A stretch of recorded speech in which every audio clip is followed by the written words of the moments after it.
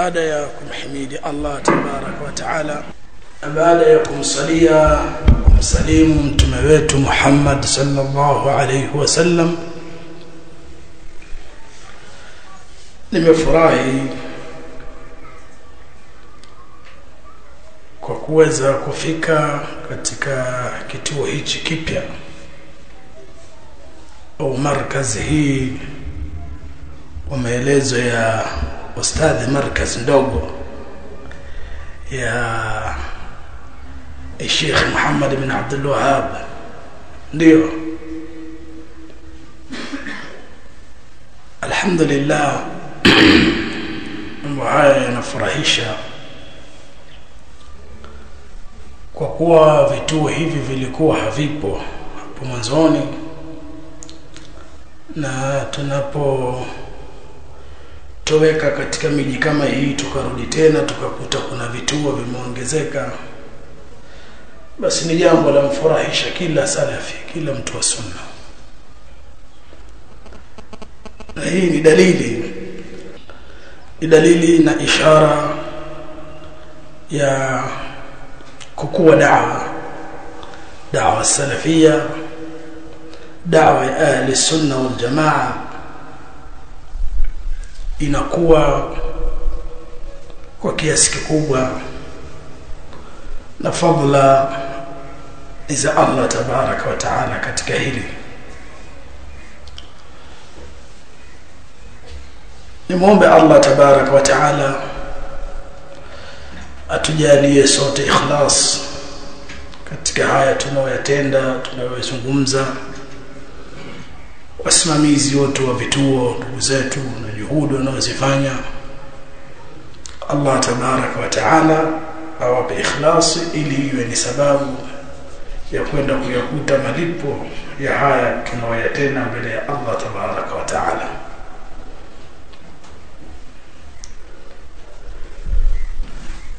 Mimi kwa kuwa nimeambiwa hii ni kalima, basi nitaihusia nafsi yangu pamoja na kuzihusia nafsi zenu kwa ujumla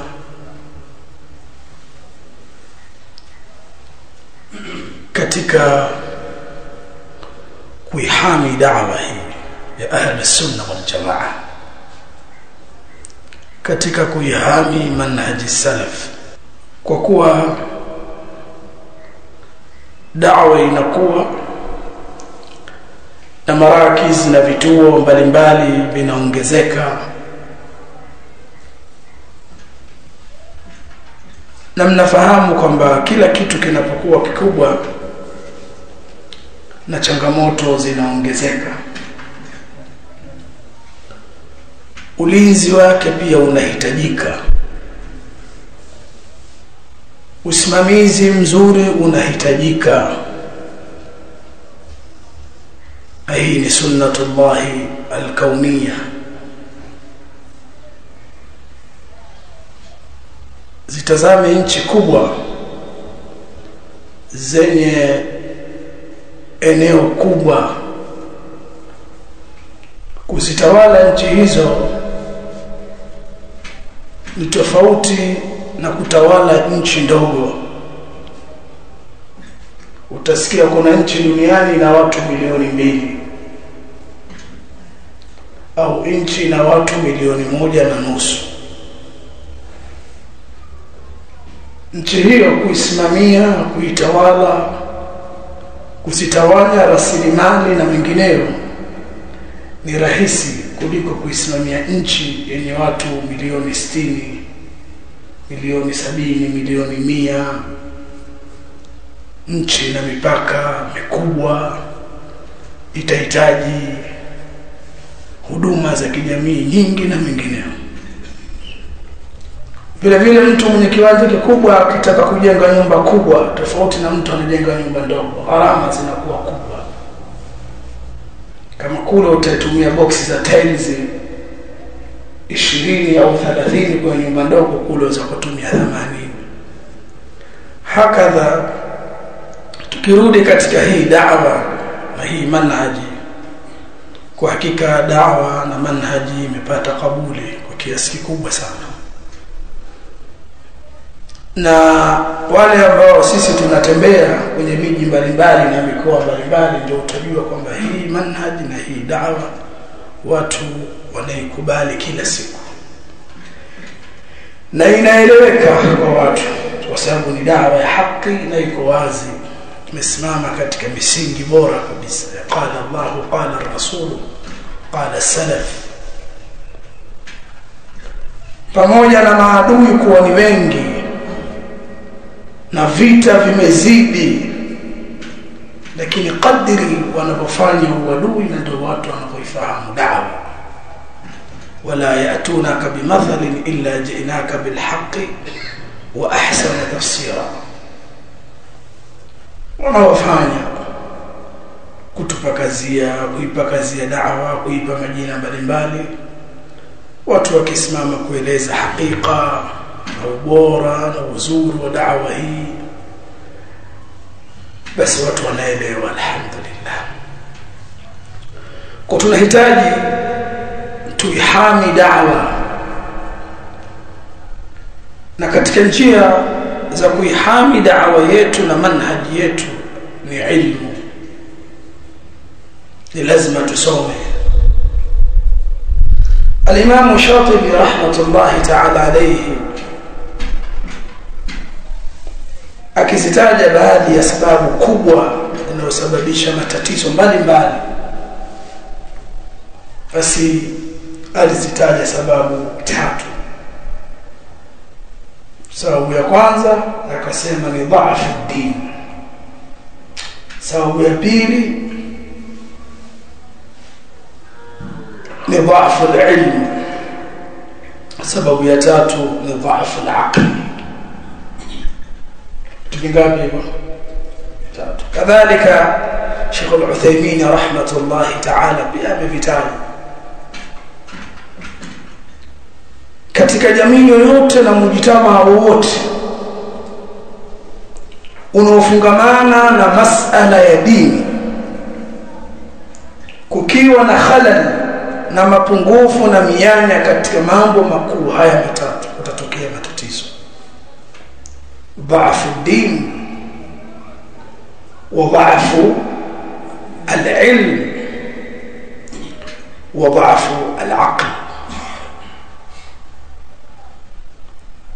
Tukianza na udhaifu wa elimu, kwa kuwa manhaju salafi ni Uislamu. Manhaju salafi ما كان عليه النبي صلى الله عليه وسلم وأصحابه، وأصله قوله صلى الله عليه وسلم: وستفترق هذه الأمة على 73 فرقة كلها في النار إلا واحدة. قالوا: وما هي يا رسول الله؟ قال: من كان على مثل ما أنا عليه اليوم وأصحابي. من كان على مثل ما أنا عليه اليوم وأصحابي. hii ndo manhaji salaf. Ile yote mafunzo yote ambayo alikuwa nao bwana mtume na masahaba zake ndo dini ya Uislamu al-khalis al-mahd.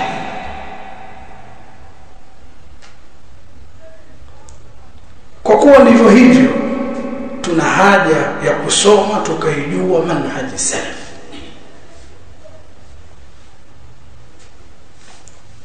Tukisoma vizuri, tukasomeshana vizuri, wale walimu wakatenga muda wa kusoma, kujiwekea ratiba nzuri za kusoma, mwalimu akashinda maktaba, akitoka na haja za kutoka pata muda yuko maktaba anasoma kila siku, anaongeza ilmu, naye anawasomesha na wanafunzi nao wanatenga wakati, wanatoa juhudi kusoma.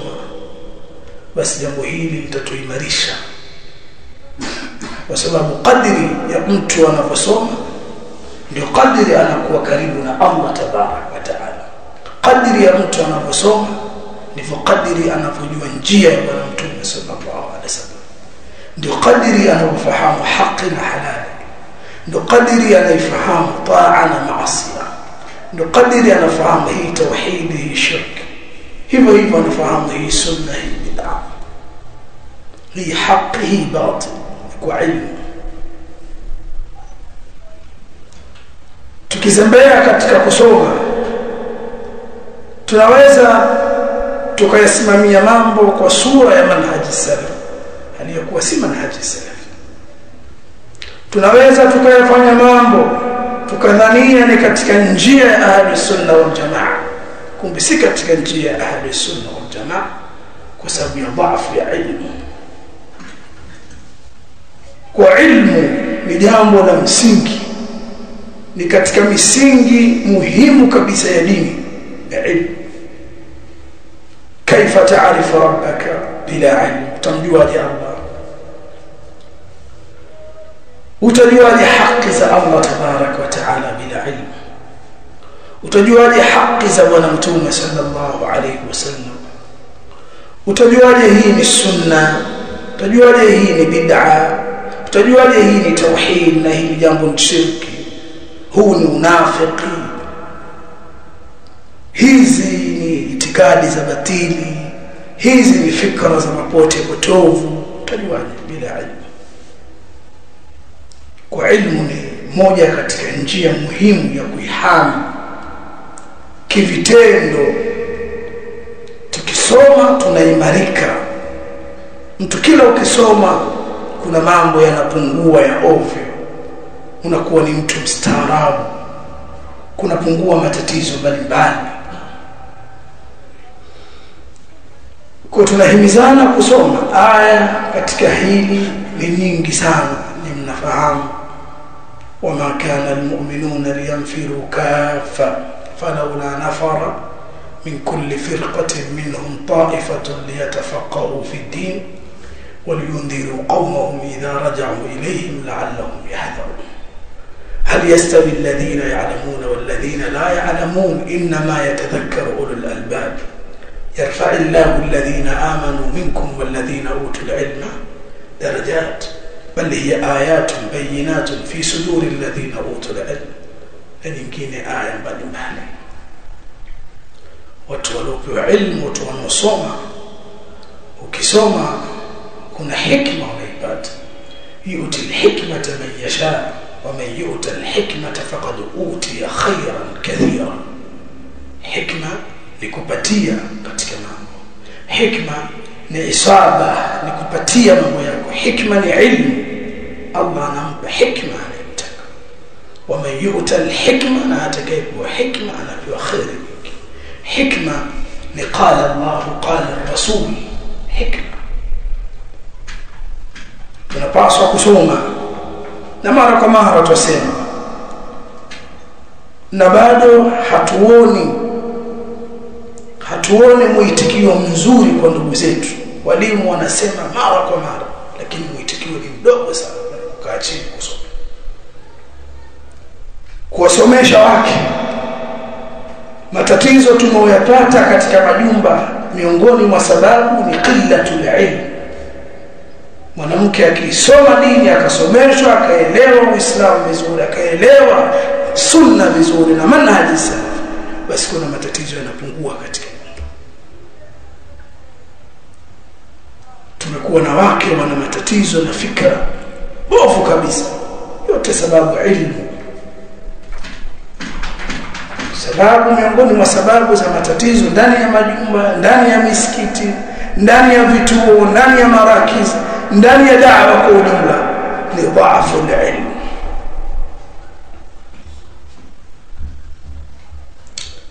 Hili ni jambo la mwanzo. Jambo la pili, sambamba na kusoma tunahitaji kuwa na ikhlas. Mambo yetu yote tuyafanye kwa ajili ya Allah tabarak wa taala. Ikhlas maana yake wanasema ahlul ilmi ay yakuna Allah muradak, awe Allah ndio kusudio lako, an yakuna Allah maqsudak, awe Allah ndio makusudio yako.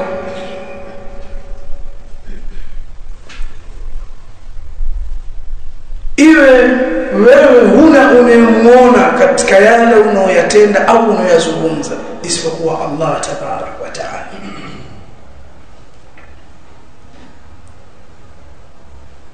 Na wanawachuoni kwenye kuieleza ikhlas wameeleza kwa maana nyingi sana, maana nyingi, na zote zarudi kwa maana moja tu, ni kuyafanya mambo yako, ikiwemo matendo, ikiwemo maneno, kwa ajili ya Allah tabarak wa taala.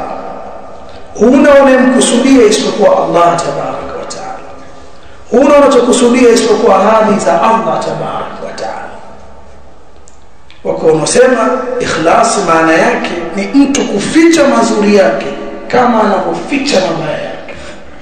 An yaktuma al-insanu hasanatihi, ni mtu akayaficha yale mazuri yake, kama yaktum, kama vile anavyoficha sayiatihi, makosa yake.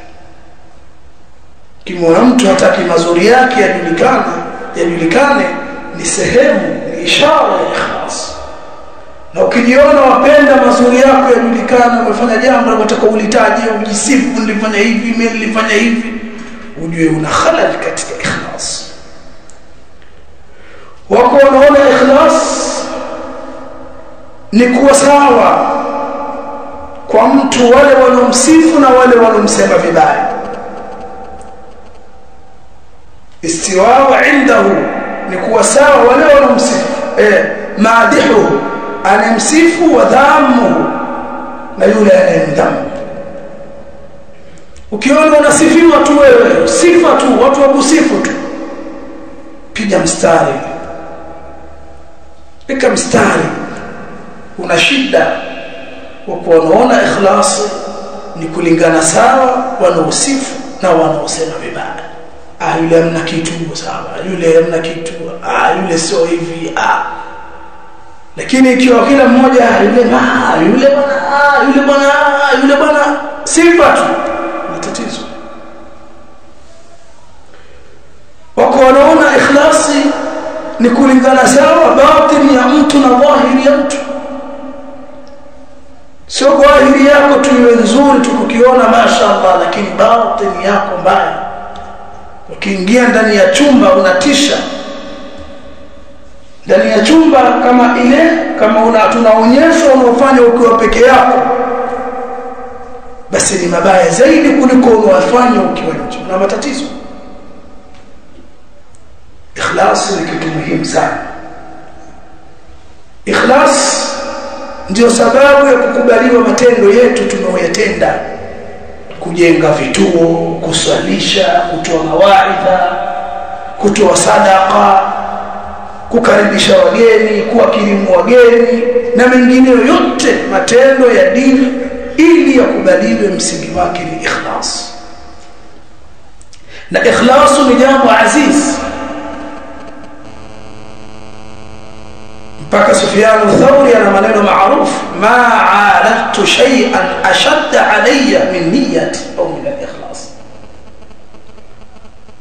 Nasema sijawahi kulifanyia mualaja, nikawa natibu, nafanya treatment, kama kuna jambo nilikuwa nalitibu na kulisimamia zito, jambo zito kwangu mimi, kama nia yangu au ikhlas.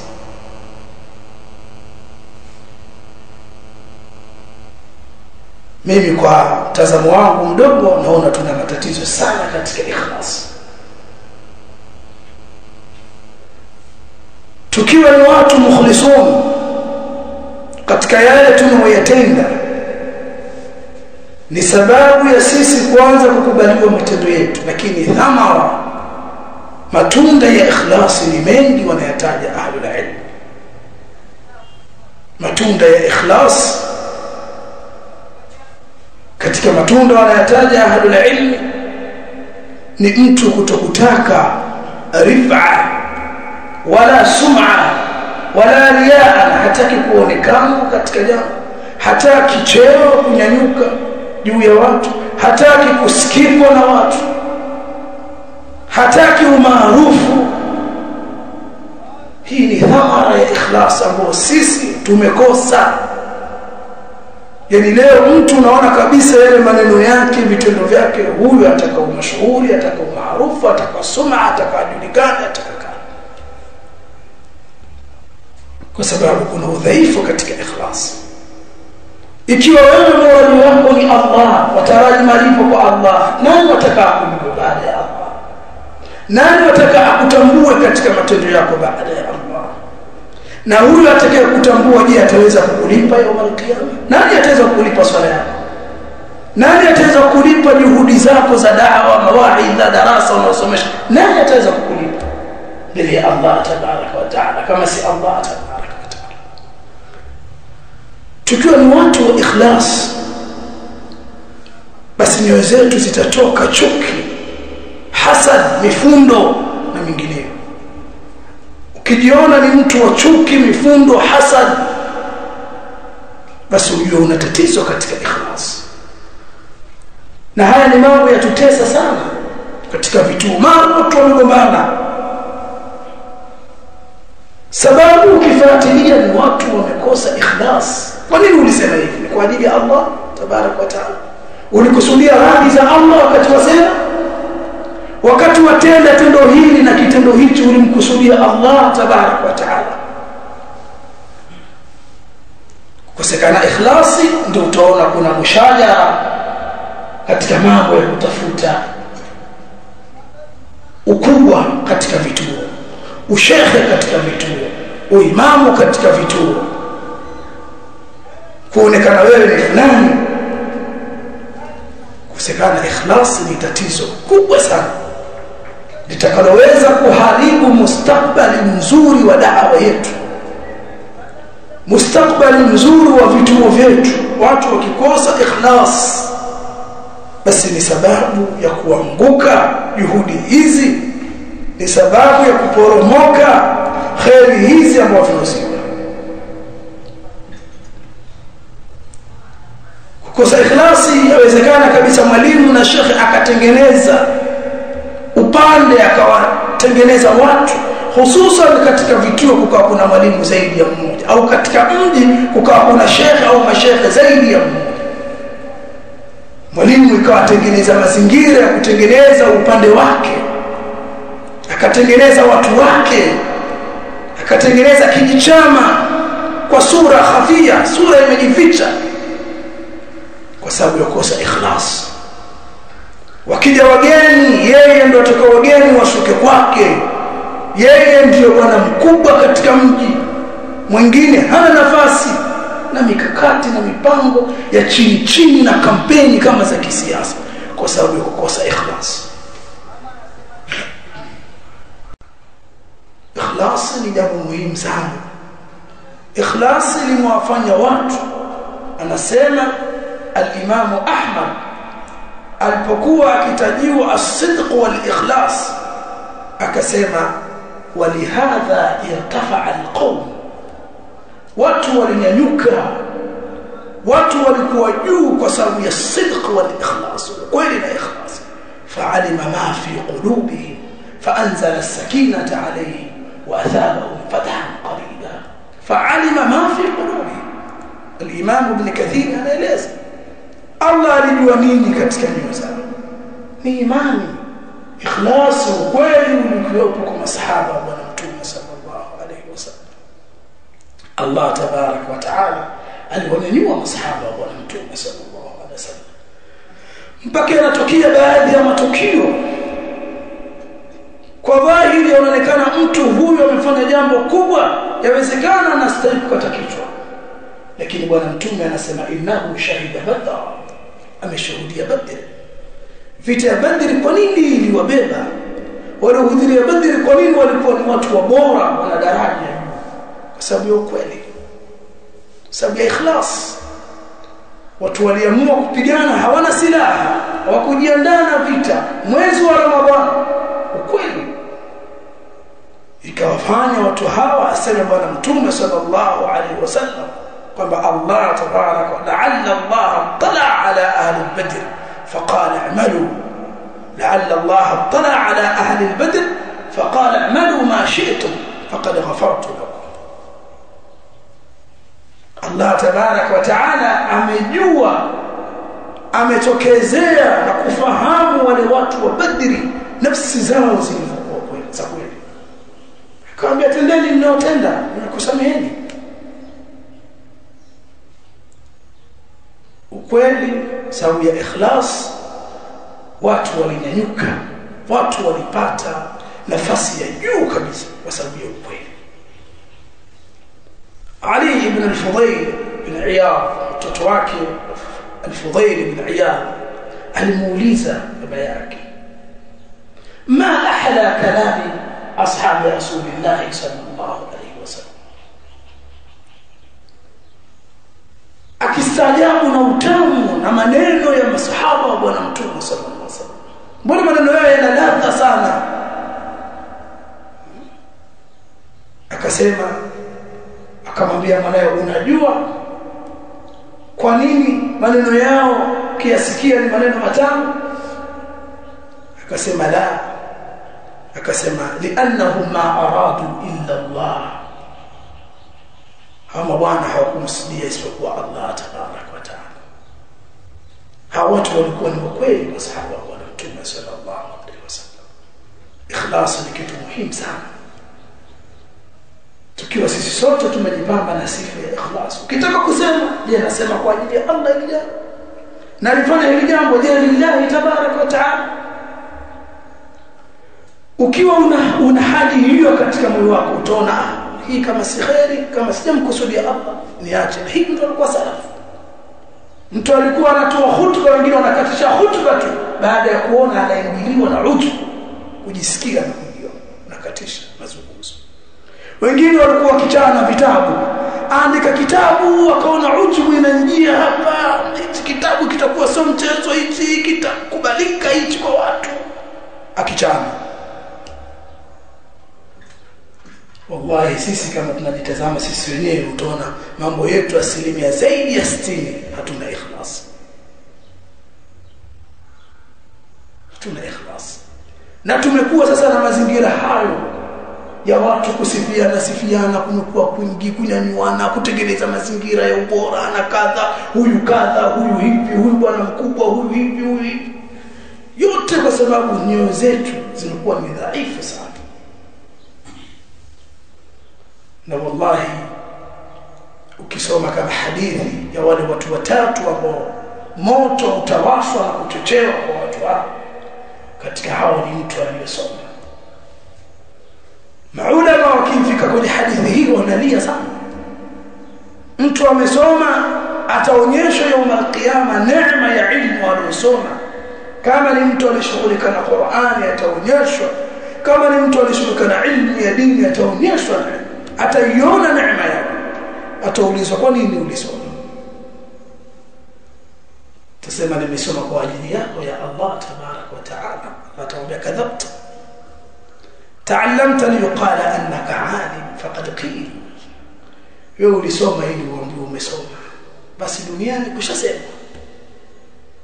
Au qara'ta alquran liyuqala annaka qari. Wewe ulisoma Qur'ani ili uambiwe wewe umesoma, ushaambiwa duniani.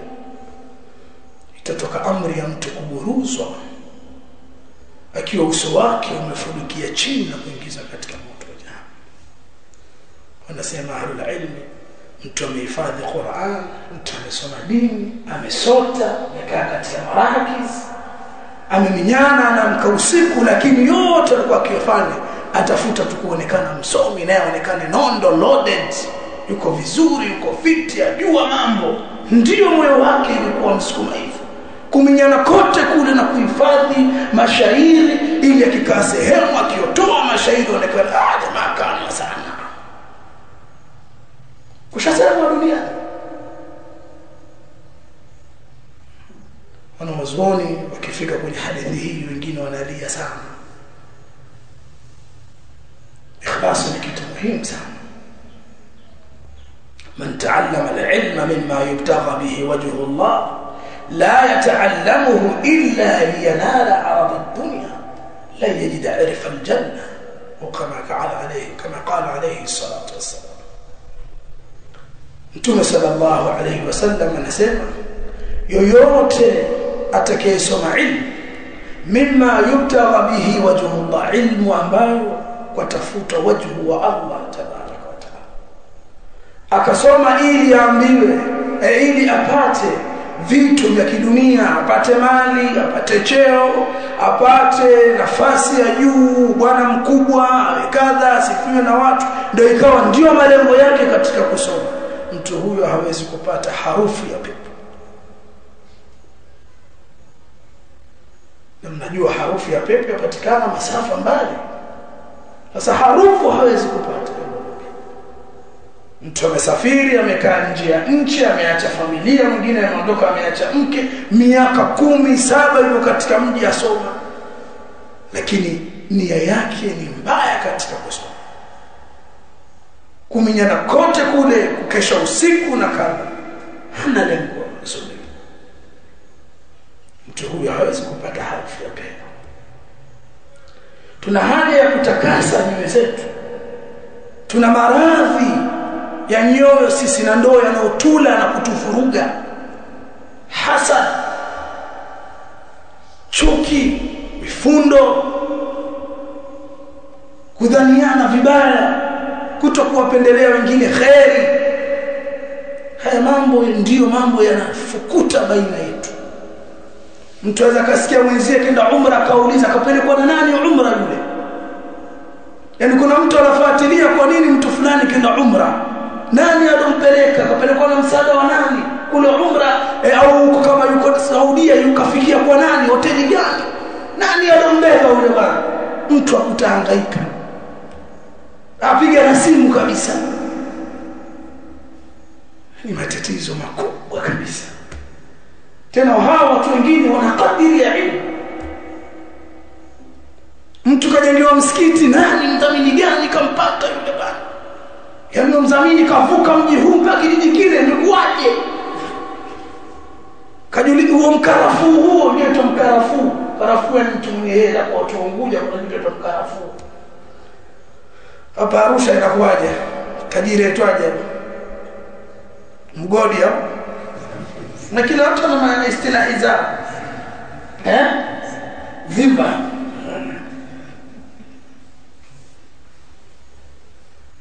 Kwa hiyo kuongea na mtu kwa sababu bwana bibiani bwana kama ndio karafuu au zimba. Shekhe, huyo mtu mwingine anaweza kuambia shekhe, nitapata namba yako kama kuna mwenzio huyo sasa. Atakupatia nini namba yake? Nitakupatia nini? Amwambia huyo zimba. Au ni hamjaona hizo hali? Yaani watu wana maradhi wallahi ajabu. Tazamia mtu akusoma dini. Kundo utasikia kuna maneno ya watu kugombania matajiri, kugombana na matajiri, tajiri yule tajiri wake. Yote haya maradhi ni kukosa ikhlas. Kwa nitakupa mimi namba, nitakupa mimi, alafu namba hatoi hapo. Unaweza kuiziba riziki ya Allah tabaraka wa taala ikitaka kumjia mtu. Unaweza kuiziba kwa namba ya simu ndio nini? Kwa tuna maradhi mengi tunaugua. Tuna haja, kuna maneno tuambiane ukweli, tuna maradhi mingi sana. Kwa nini fulani ndio shekhe pale? Kwa nini yule ndio msimamizi wa kituo, so mimi? Na mimi nimesoma. Mbona yule kama onekana hamna kitu? Twenye akiongea eleweki na kadha. Kwa unaona wewe fasaha ndio wastahiki. Au wewe ulokaa miaka mingi sehemu fulani ndio wastahiki kuwa ni mwalimu. Ikhlasi, kukosa ikhlasi ni tatizo kubwa sana. Wenzetu mtu alikuwa amekaa sehemu anaulizwa mtu swali, kila mmoja akataa kujibu. Nazunguka mpaka narudi. Watu walikuwa ni wakweli. Watu walikuwa ni wakweli. Mtu hawezi kutasadda katika makani sehemu ambayo ina watu wamemzidi kiilmu na kadha na hivi. Mtu alikuwa akiulizwa swali bora asema Allahu a'lamu. Watu walikuwa na ukweli sana. Ukisoma tarajim za as-salaf zinaongeza sana kutengeneza moyo. Watu walikuwa na ikhlasi ya hali ya juu. Mtu alikuwa analia kwenye kitanda, mkewe hajui kama huyo alia, anamtaja Allah, anamdhukuru Allah, amelala na mkewe mtu mmoja, lakini mke hajui. Lakini yaweza ukamka usiku ukafanya fujo mpaka mke ajue kawa swali. Utajikoza, utafanya hivi, utasoma kwa sauti mpaka watu waamke ili ujulikane tu nawe waswali wafanye ibada. Ndio roho yako vile mke akigeuka kitandani na kuona ndio roho ya dunia na kaniona kama mzee anaswali.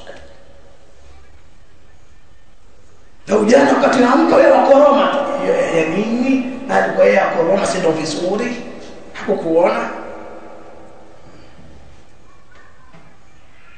Nasoma kisa maarufu cha wale as-salaf walikuwa wakiulizana kwamba nani jana aliona nyota. Man raa al-kawkaba al-bariha au man raa al-bariha al-kawkab, nani aliona nyota? Alijibu akasema mimi, lakini mimi nilikuwa si swali, lakini nilifanya niliumwa na ndugu. Yani sendo kabisa maneno haya anachoona amefanyia taaliki zote kabisa. Yani ile kwamba asije akadhaniwa kwamba usiku huo wa manane wakati hiyo kaukabu imedondoka, kwa kuwa yeye aliona, wale wote sio kadhania kwamba al-Habibu alikuwa anafanyaje aswali wakati huo. Yeye akatoa ile dafu ilham, akazuia ile dhanna kabisa, akasema lakini mimi nilikuwa si swali, nimkadhania nilikuwa nafanya ibada, niling'atwa tu, niliumwa na mdudu. Sasa kuumwa kwa mdudu hakukanushi pia kufanya na ibada, lakini nataka kuondoa hili asije watu wakamdhania, kuficha hasanati. Kwa tumetaja jambo la watu kusoma. Tusomeni kwa bidii, tusomeni kwa bidii, tusomeni aqida ya ahli sunna wal jamaa, tusomeshe vitabu vya manhaj, tujue manhaj vizuri, tusomeshe vitabu vya akhlaq, tuwe ni watu wenye akhlaq nzuri, tusomeshe vitabu vya raqaiq. Hili ni jambo muhimu sana. Tunasihiana, tuna tatizo sana la zuhudi, tuna tatizo sana la akhlaq na adabu. Tumewekeza sana kwenye kusomesha vitabu vya aqida na tauhidi, lakini watu akhlaqi zero, ibada za kulegalega. Hili jambo litakuwa tuliekeze kwenye marakis. Zakuta kwenye marakis vijana wamehifadhi Qur'an, wamehifadhi mutuni, lakini wao ndio wa kwanza kutia mimba mitaani. Mtu mpaka imamu asomeshwa kuswalisha kwa uzinifu, lakini amehifadhi Qur'ani, amehifadhi mutuni, akhlaqi zero kabisa. Tunahitaji kujitathmini upya, tuna matatizo sana. Vurugu mnasikia hizi za watu kuachana kwenye ndoa, watu tabia mbovu, yote kwa sababu tuna matatizo. Tunahitaji kusoma, kusomeshana kweli. Tumesema jambo la pili, tunahitaji nini? Ikhlas katika yale tunayoyatenda yote, tunayozungumza yote, tunahitaji ikhlas ili kwanza yakubaliwe. Na ikhlas inaleta nusra. Watu waliofaulu wote kwa sababu ya nyoyo zao zilikuwa safi, walikuwa wakweli, na ukweli unaweza ukakutoa katika jambo zito. Tizama watu watatu, makazi yaliwapeleka katika nini? Pango. Likateremka jiwe likaziba mlango wa nini? Pango. Kitu gani kiliwaokoa? Ikhlas katika yale waliyotenda. Kila mmoja wakaambiana hakuna kitachotusaidia hili jiwe liondoke isipokuwa kila mmoja atawassal kwa Allah tabarak wa taala kwa matendo yake aliyotenda. Na lazima mtu aseme hili nilitenda kwa ajili yako ya Allah. Ikiwa Allah wajua hili nilitenda kweli kwa ajili yako, farij anna ma nahnu fi. kila mmoja akaeleza yake. Nadhani kisa maarufa, si ndio? Yule alikuwa kuna binti ami yake akaeleza yake, yule alikuwa na wazazi wake akaeleza yake, yule alikuwa na mtu amemwajiri akaeleza yake. Mwisho jiwe likaondoka, kila mmoja akizungumza lake, jiwe lasogea lakini hawawezi kutoka. Mpaka mwisho alipomaliza, Allah tabarak wa taala akalisogeza jiwe, watu wakatoka. Ikhlas inaweza ikakuokoa katika jambo zito, ukatawassal kwa Allah. Ikiwa Allah, kuna siku nilitoa sadaka yangu kwa ajili yako ya Allah, na wewe wajua kama nilifanya kwa ajili yako, niotoe katika tatizo hili ya Allah.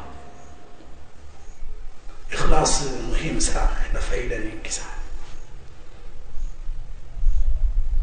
Mimi naona itoshe kwa sababu ni kalima, au sio?